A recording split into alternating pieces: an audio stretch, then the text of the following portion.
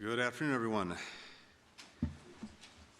So let me first say what a pleasure it is to be in Oslo for the first time in my capacity as Secretary of State, and also wonderful to be in this absolutely magnificent museum. The only regret is that we don't have a little bit more time to spend here. I very much want to thank Norway for the incredibly warm welcome and for hosting this informal NATO ministerial meeting. As a founding member of NATO and the eyes and ears of the alliance on the northern flank, Norway is a critical partner and critical to transatlantic security.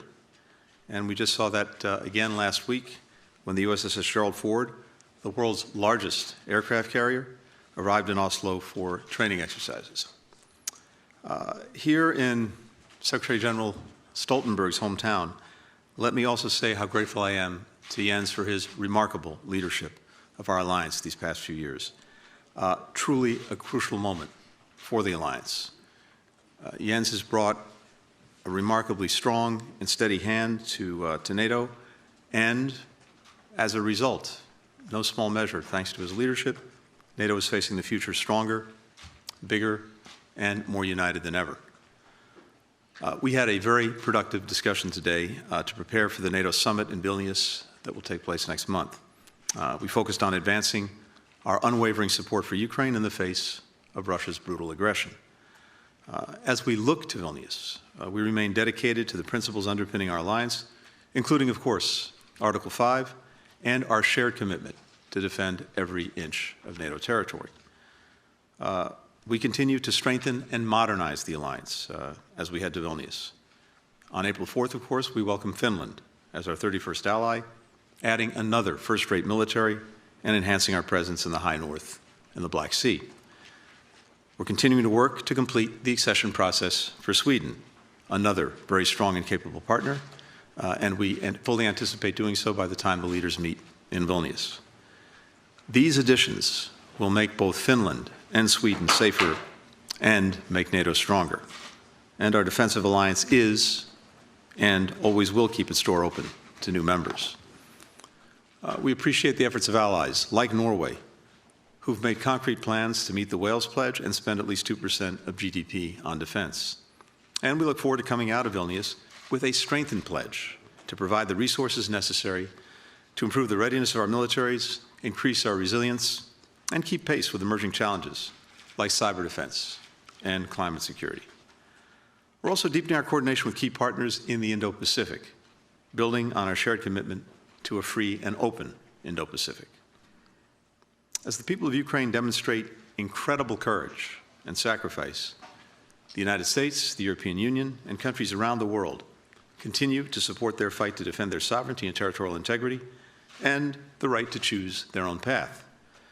Together, we have committed billions of dollars in security assistance, including our recent pledge to train Ukrainian pilots on F-16 aircraft, which Norway is also considering. We've imposed severe sanctions on Russia's economy and war machine. We're providing vital humanitarian, economic, and energy assistance. Norway has been an essential partner in this effort from day one. Going back to February of 2022, Norway has provided more than $2.3 billion in support of Ukraine, including air defenses and other weapons, and has pledged now $7.5 billion in aid over the next 5 years. As Europe's leading supplier of natural gas, Norway has been instrumental in helping Europe transition away from Russian energy, which the United States remains committed to supporting. And the people of Norway have welcomed some 43,000 Ukrainian refugees who are finding new homes and even learning Norwegian. In today's discussion, many allies also expressed concern about increased tensions in northern Kosovo and strongly condemned the recent attacks on KFOR troops. And we're thinking today of our Italian and Hungarian colleagues who were injured in that attack. We call on the governments of Kosovo and Serbia to take immediate steps to de-escalate tensions and renew efforts to implement the EU-led normalization agreements. We support the process of Euro-Atlantic integration for Kosovo and for Serbia, but the current escalation hinders rather than helps the efforts to move in that direction. In addition to our informal NATO ministerial, I appreciated very much the chance to meet with Prime Minister Sture yesterday evening And I'll be meeting shortly with my friend and colleague, the Foreign Minister, to discuss the very robust bilateral relationship between our countries, which is growing from strength. Last year, a new supplementary defense cooperation agreement entered into force, modernizing how our militaries collaborate. Norway is leading the world in advancing clean energy technologies, with electric vehicles now making up 80% of new cars sold here over the last year. We'll continue partnering with Norway to combat the climate crisis, from reducing deforestation to making shipping greener. And of course, our countries are Arctic allies. I look forward to discussing with the Foreign Minister Norway's assumption of the chair of the Arctic Council. We're eager to work with like-minded allies to advance our vision of a peaceful, stable, prosperous, and cooperative Arctic. To deepen our own engagement in the High North, I'm announcing today that the United States will be opening an American presence post in Tromsø, our northernmost diplomatic mission and only such facility above the Arctic Circle. So I very much appreciated the opportunity to discuss these efforts with both our Norwegian and NATO allies. We covered a lot of ground today in preparation for Vilnius, and I think based on the discussions today, we can anticipate a very productive summit when our leaders meet in July. With that, happy to take some questions. First question is for Sean Tandon with AFP. Thank you, Mr. Secretary. Can I follow up on a couple of things you just said? You said that the door remains open to Ukraine. Here in the talks leading up to the Vilnius summit, what political commitments do you think NATO should give to Ukraine, if any, at this point, in addition to the military aid? Excuse me. And on the issue of Kosovo, you mentioned the call to de-escalate tensions. You've criticized the leaders in Pristina for the actions that they've taken. How much leverage does the United States or do other NATO members have over those decisions? And how do you assess the role of Belgrade and Moscow in this? And with your indulgence, can I just briefly ask about the situation in Sudan? You have the breakdown of the talks there, the army withdrawing. Are you optimistic at all of talks restarting or a peace process restarting at some point? Thank you. Good. Thanks very much, Sean.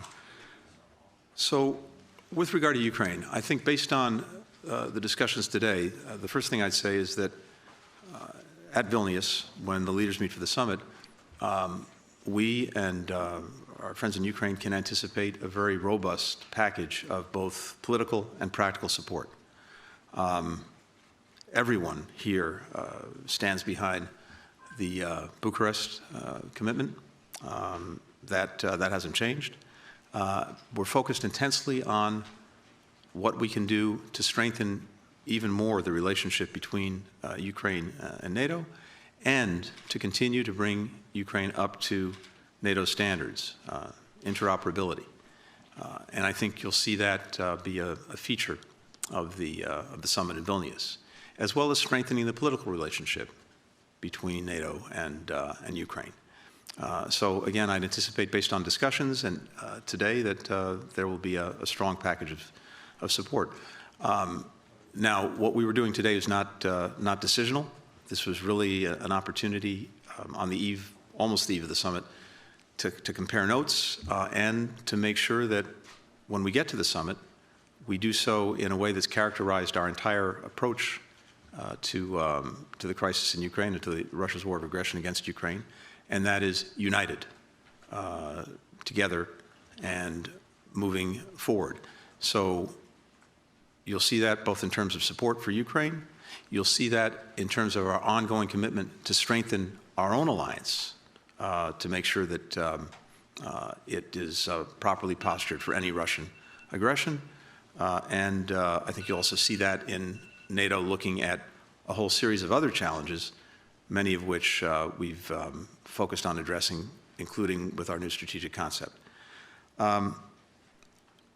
With regard to Kosovo, the escalation there and the actions taken there move both Kosovo and Serbia in the wrong direction, because the answer that we're looking for is de-escalation, avoiding any unilateral actions, and returning to this normalization process and the EU-led effort that is what promises both of them a future of integration in the Euro-Atlantic community.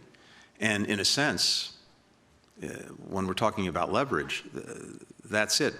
That, I think, meets clearly the aspirations of people in both countries. If either country is taking steps that actually make that a more distant prospect, that's actually not going to serve the interests of their people. We've been very clear in our concerns about some of the recent actions that were taken. We've said that directly to the leaders involved, including Prime Minister Kurti, and we're looking for both to act responsibly going forward. Sudan, we have been very much engaged, and I've been very much engaged in trying to get a ceasefire. We did, very imperfect. We got it extended a few times.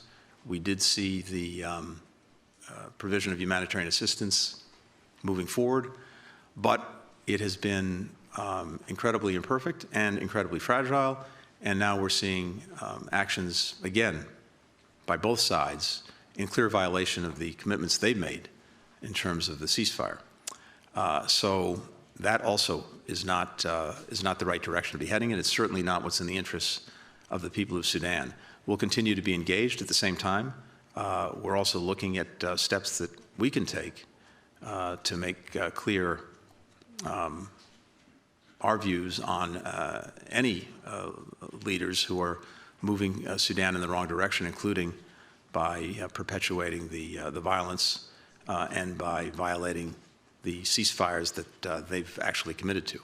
So that's what we're focused on right now. Mattia Bagnoli with ANSA.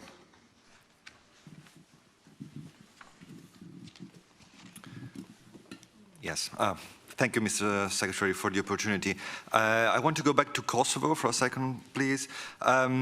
Regarding the rising tensions that we are seeing over there, NATO has already announced an increase in its presence. And is the US also ready to deploy more troops at Bond Steel base? So the United States already has forces there as part of the existing mission. The plus-up, we have several hundred forces as part of the KFOR mission. The plus-up that was announced by NATO, I don't think will involve additional U.S. forces, but as I said, there are already U.S. forces as part of the KFOR mission. There are now an additional roughly 700 troops who will be added to the approximately, I think, 4,000 or so who are already there. But again, the most important thing is for the parties themselves to de-escalate, to stop engaging in unilateral actions, and to return to the EU-led dialogue. That is the path forward. That is what we are strongly urging both parties to do. That's very much our expectation for what we'll see in the days and weeks ahead.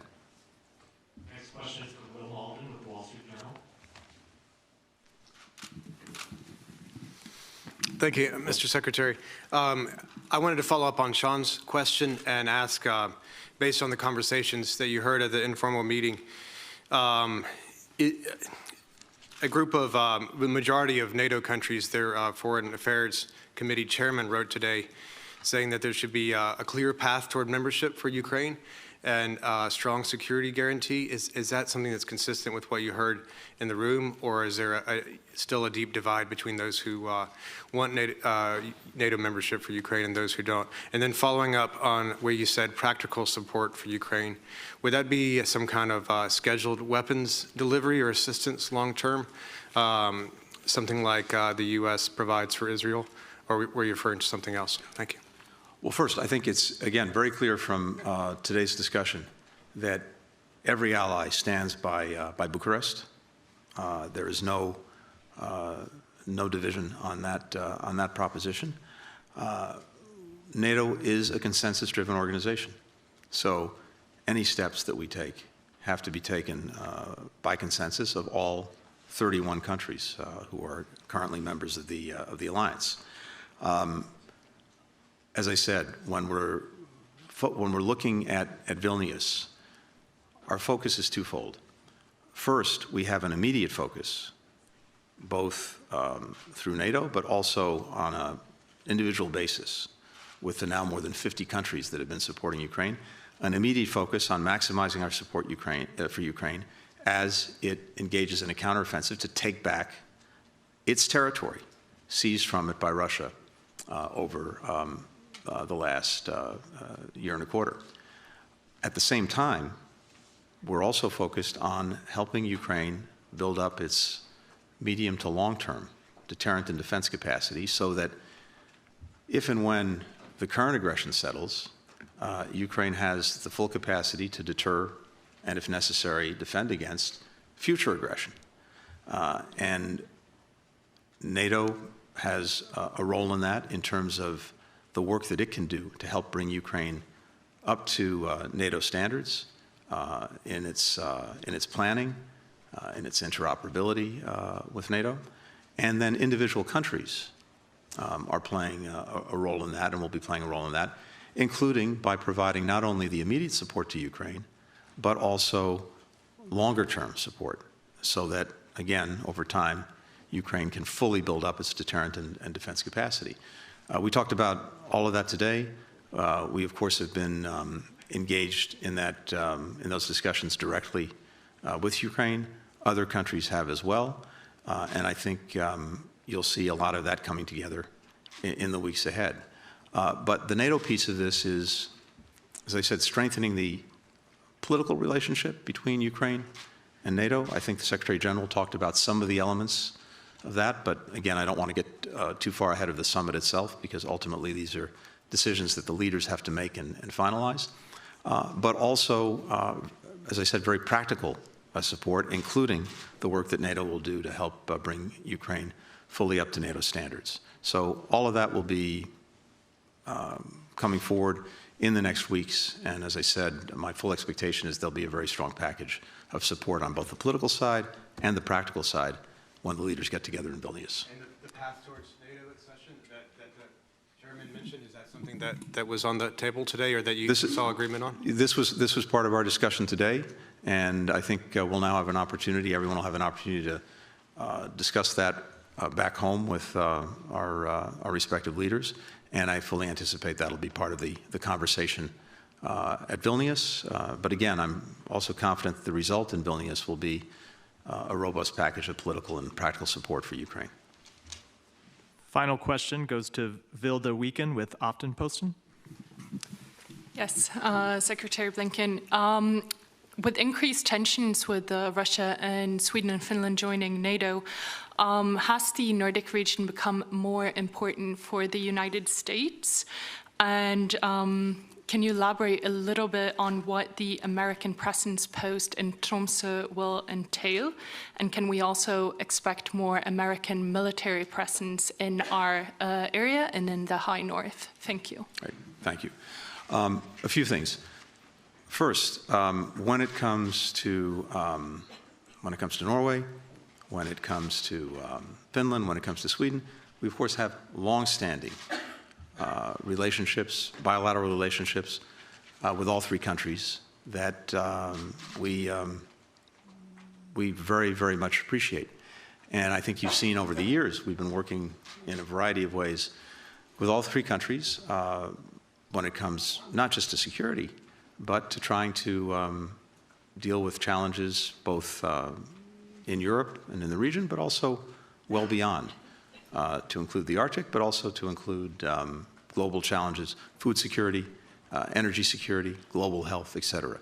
So those partnerships have been vital for a long time. But now we have the development that Finland has joined Norway as a NATO ally, and Sweden will soon do the same thing. So that only enhances and strengthens the incredibly strong foundation that we've had. For us, the presence post in Tromsø is really an ability to have a diplomatic footprint above the Arctic Circle. And as I said, it's the first one that we've been able to have. Our entire approach is to make sure that the Arctic remains an area of peaceful cooperation. It's one of the things that, especially in a world that is ever more challenged, that it's also ever more vital to preserve, and we're determined to do that. We engage with indigenous peoples in the region.